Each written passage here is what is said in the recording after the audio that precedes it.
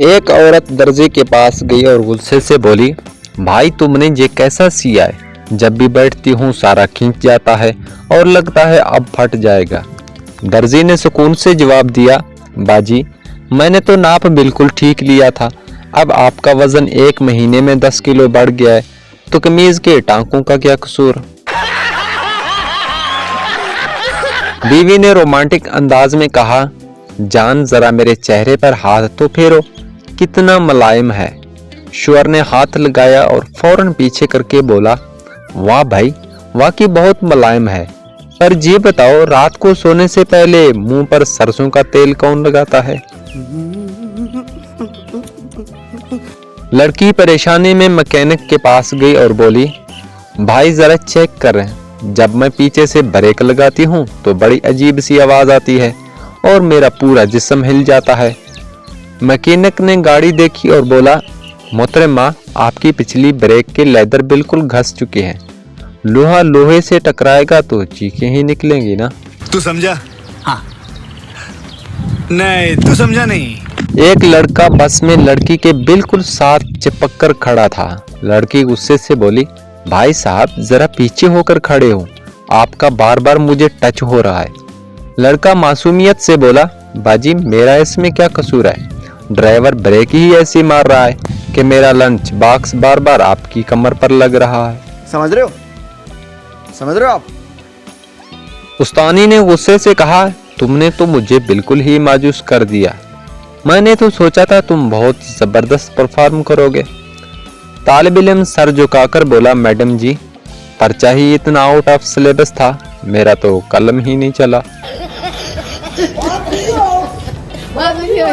लड़का लड़की से पूछता है, मुझे ये बताओ कि प्यार में कितनी ताकत होती है? लड़की बोलती है, प्यार में बहुत ताकत होती है, वरना ये मूतने वाले चीजों को कौन चाटता? जरा सबर करो, बोला धक्का बुक्की नहीं करने का, आराम से लेने का। हाँ। इंटरव्यू लेने वाले ने पूछा, मोहतरमा आपके अंदर वो कौन सी खास बात है जो हम आपको इस काम के लिए रख लें? लड़के ने मुस्कुराकर कहा, सर मैं एक बार शुरू हो जाऊं तो फिर मुझे कोई नहीं रोक सकता। बास ने हैरान होकर पूछा, क्या मतलब? लड़की बोली, सर मेरी टाइपिंग स्पीड बहुत कमाल की है। एक औरत बोली, भाई ये वाला मुझे पसंद नहीं आया, इस पर तो दाग लगे हुए हैं। दुकानदार बोला, बाजी केले पर थोड़े दाग तो आ ही जाते हैं, अंदर से बिल्कुल साफ और मीठा होगा, आप छिलका उतार कर तो देखें। रात के अंधेरे में बीवी बोली, जान ऊपर से कुछ टपक रहा है, सारा बिस्तर गीला हो गया है।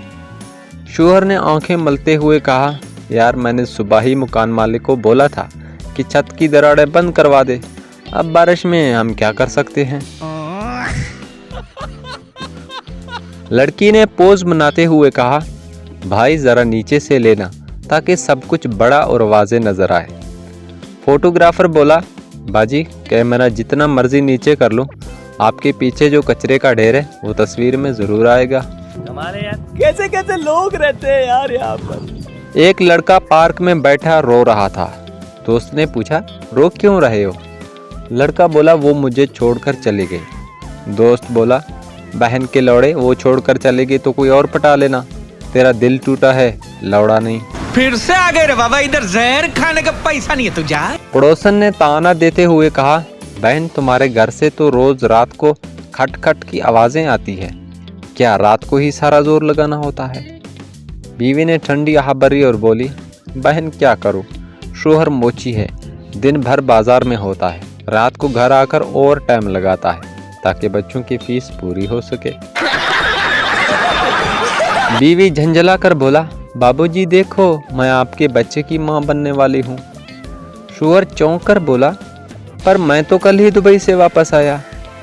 बीवी बोली, तो आपने ही कहा था कि कोई भी काम हो तो पड़ोसियों से करवा लेना, मैंने वहीं से करवा लिया।